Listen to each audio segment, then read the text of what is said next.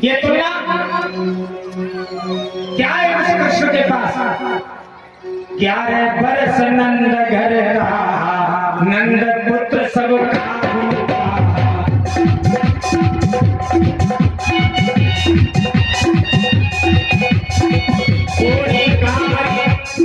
गाय चराई, जाती जा सुन जावे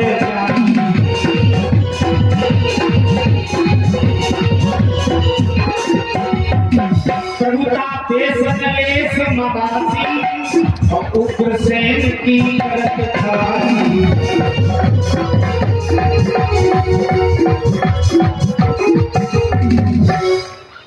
11 वर्ष तक नंद के यहाँ रहा, वसुदेव के यहाँ पहुंच गया तो उसे वसुदेव पुत्र कहने लगे। उसकी जाति का कोई भरोसा नहीं, काली कमली ओढ़कर गौचारण करता रहा। आज भी उसके पास क्या है? उग्रसेन की आज्ञा का पालन करता है, रोटी कपड़ा मकान मिलता है। जो स्वयं दूसरे के अधीन है वो मेरी बहन को सुख क्या दे सकता है? मेरे आगे इन बातों की बौछारें फल ना पाएंगी, और अगर ये शादी पक्की होगी तो तलवारें चल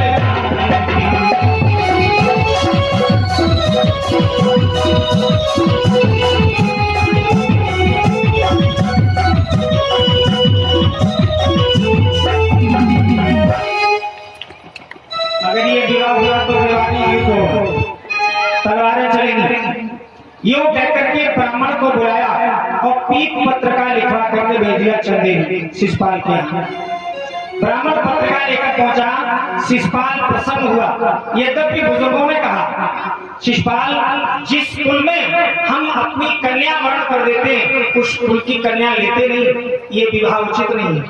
अब सगुन भी हुए लेकिन माना नहीं। शिषपाल काम है, कैसे मानेगा? काम कोई धर्म जाति नहीं देखता। यही तो आज हो रहा है। पहले तो एक शिषपाल हुआ, कोई नीति नियम न देखने वाला कामी। आज देखो ऐसे कामियों की कमी नहीं है। खैर अपने क्षेत्र में तो नहीं है, बोलो कोई तो भगवान काय परीक्षा जी डॉक्टर साहब, अपना क्षेत्र बहुत अच्छा है। कोई भी अवगुण अपने क्षेत्र में तो है ही नहीं।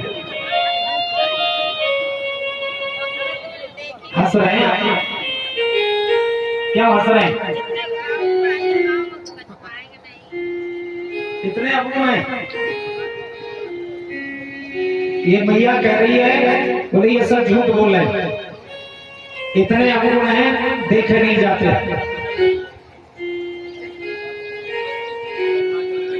अब भाई बात यह है, जब तक यहाँ है तब तक तो तुम्हारी बजानी पड़ेगी, नहीं तो तुम रिजेक्ट कर दोगे। काय डॉक्टर साहब? हाँ, तो हम काय को बुराई करते हैं। लेकिन एक बात ध्यान रखना, यानी काम की मृत्यु शीघ्र होती है। जी हाँ, क्रोधी का विनाश शीघ्र होता है। गलत मार्ग पर चलने वालों का विनाश शीघ्र ही होता है, समय नहीं लगता। कल मुझे बड़ा पश्चाताप हुआ। ये बच्चे पहले तो हमसे ये कहकर गए कि 1 घंटे में वापस नहीं आए, मनमानी करते रहे। जब यहाँ आ गए तो यहाँ भी मनमानी करने लगे। आपने देखा था तो मैंने क्रोध की अवस्था के हिसाब से मान लो चाहे कैसे भी, गलत बात मुझे सहन अब नहीं होती। गलत तो गलत है, लेकिन बाद में पश्चाताप भी होता है। बहुत पछताया। कल एक बालक ने महात्मा जी को यहाँ लेटे थे, उठा दिया कीर्तन के चक्कर में। तो मुझे क्रोध आया, मैं भोजन कर रहा था, फिर भोजन खवाई नहीं आ गई। जल पी करके दौड़ के आया और मैंने यहाँ फटकार लगा, तुम्हारा ऐसे कर लेना होगा। अपने मजे के चक्कर में नीति भी भूल गए। तुम्हारे दरवाजे कोई भी अतिथि कोई भी आया है वो भगवान के तुल्य है, उसका तुम अपमान कर रहे हो और कल्याण चाह रहे हो, कभी नहीं हो सकता।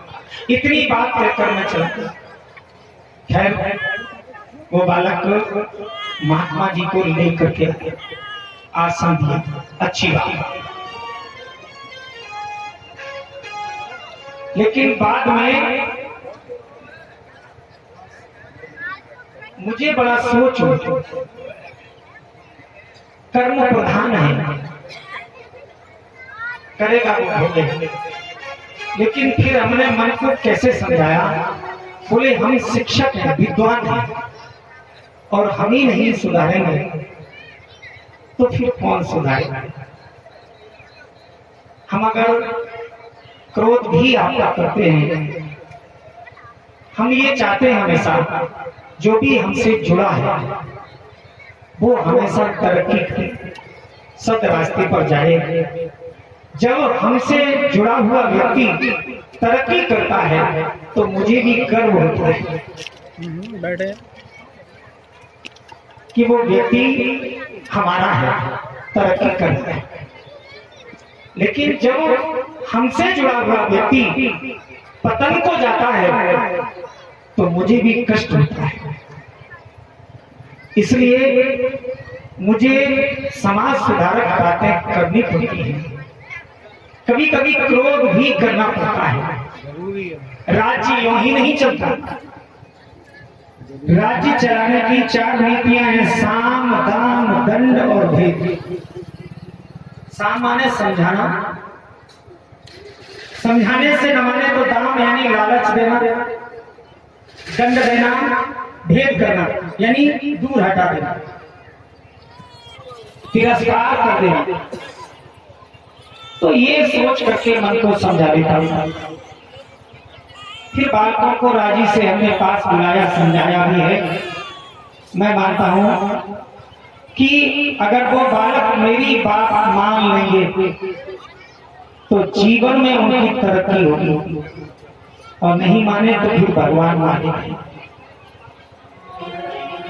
बोलो वृंदावन बिहारी लाल की जय हो।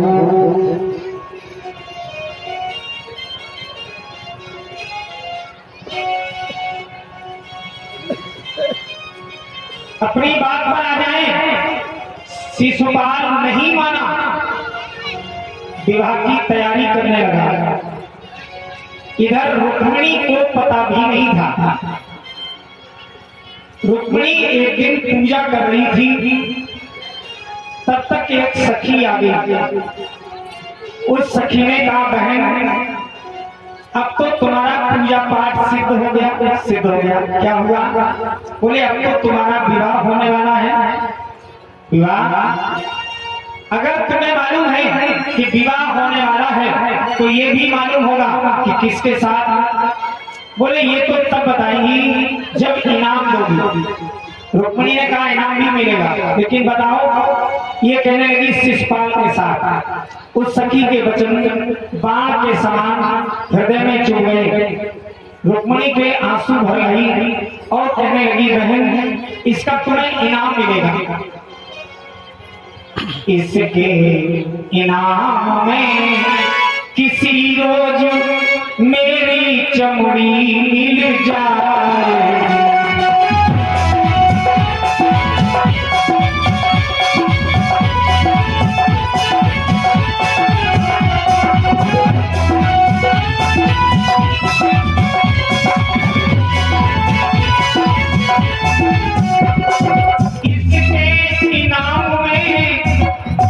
किसी रोज मेरी चमड़ी मिल जाएगी।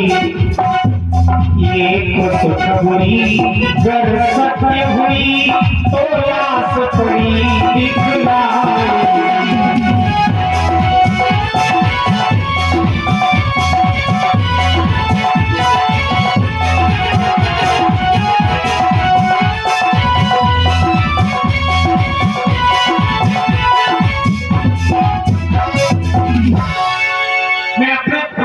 दूंगी। वो सखी कहने लगी, सखी ऐसा क्या कहती हो? रुक्मिणी ने कहा, इसलिए आज से नहीं, बाल्यावस्था से मेरा संकल्प है। सुनि नारद सो हरि के यश का, तनहु मनहु बने बंदी तोरे।